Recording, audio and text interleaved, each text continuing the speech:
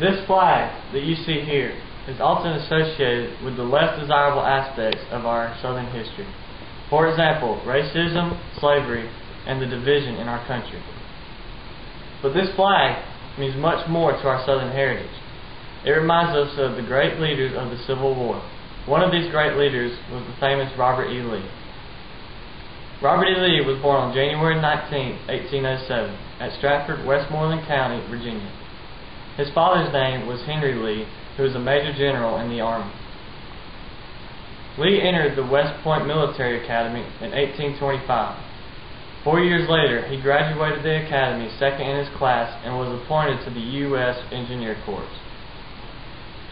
Lee married Mary Custis in 1831 and would have a son named G.W. Custis Lee. Robert E. Lee soon moved through the ranks and would fight in the Mexican War in 1838 as a captain. Lee was very brave and carried himself well in a way that was recognized by many.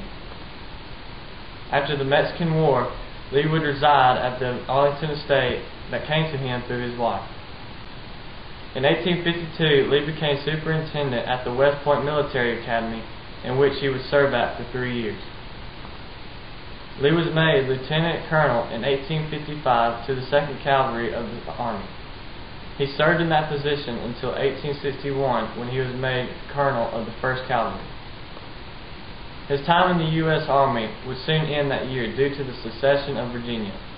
Lee made the decision to fight for his home state in the coming Civil War. When the war began, Lee was offered command in the Union Army.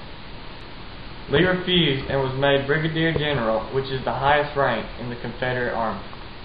Lee was successful in the early stages of the war and won many battles for the Confederates. This next painting, by Mort Kunstler, depicts General Lee with his men. You can see the admiration from his troops on the faces. Lee and the Confederates began to lose fortune after the 3 days battle of Gettysburg. As the war began to conclude, Lee and Grant, commander of the Union Army, shared many battles against each other. The struggle continued between the two armies, but Lee's army could not hold off the Union pressure much longer. Lee would soon choose to surrender on April 9, 1865, and the war was over. Lee later became the president of Washington College, which is now Washington and Lee University. Robert E. Lee soon died on October 12, 1870.